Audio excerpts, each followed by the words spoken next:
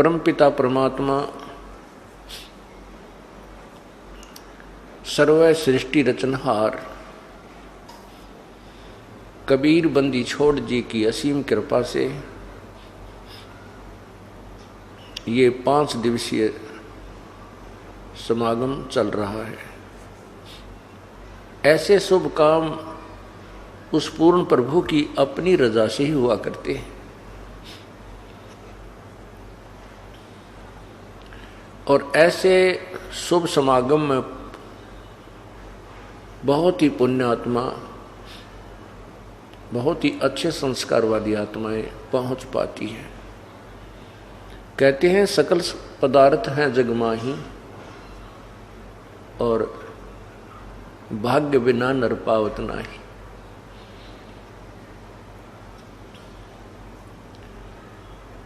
सत्संग में आने से प्राणी को ज्ञान होता है कि जो क्रियाएं तू पर करता आ रहा है ये कितनी आवश्यक है और कितनी अनावश्यक है।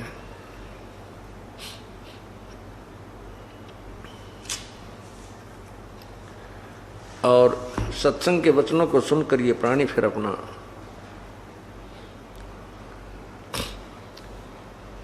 जीवन बदल लेता है, अपनी प्रक्रियाओं में परिवर्तन कर लेता है।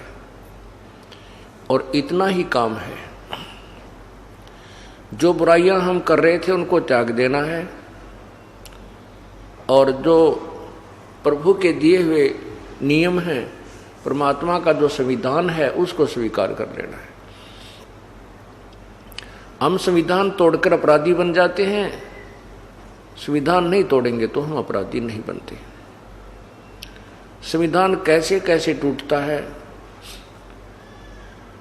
बुराई करने से परमात्मा का संविधान टूटता है, शराब पीने से, तंबाकू प्रयोग करने से, मांस खाने से और अन्य नशीली वस्तुओं का प्रयोग करने से, चोरी डाके ठगी जारी बुरी नीयत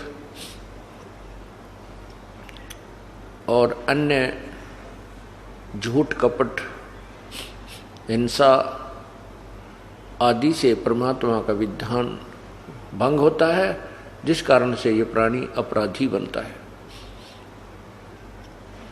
फिर आध्यात्मिक मार्ग के अंदर संतों का एक विधान प्रभु का ही दिया हुआ अन्य है, जिसमें है कि शास्त्र अनुकूल साधनाएं करना, शास्त्र विधि को त्याग कर मनमानी पूजा करना भी अपराध है। शास्त्रों में जो लिखा है कि पूर्ण परमात्मा ही भक्ति योग्य है, उसी की साधना से जीव का कल्याण संभव है, उसको त्याग कर अन्य जो पूजाएं करते हैं वो मूर्ख लोग हैं।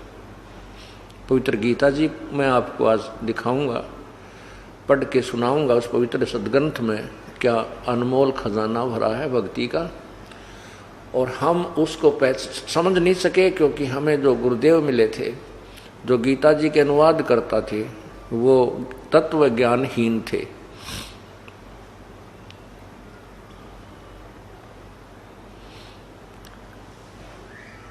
फिर जब आप सत्संग में आते हो, गुरुदेव से उपदेश प्राप्त कर लेते हो, एक और विधान है, उसकी कुछ धाराएं और हैं उसी संविधान की। गुरु वचन निश्चय कर माने, पूरे गुरु की सेवा ठाने। गुरु वचन, गुरुदेव का जो आदेश है उसको अवश्य माने।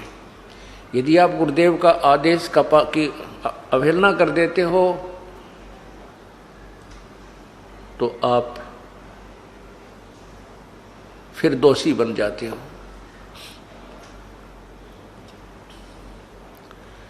गुरुजी क्या आज्ञा देंगे आपको? गुरुजी आज्ञा देंगे शराब नहीं पीना, तम्बाकू नहीं पीना, चोरी नहीं करना बेटा बेटी, शुभ कर्म करना,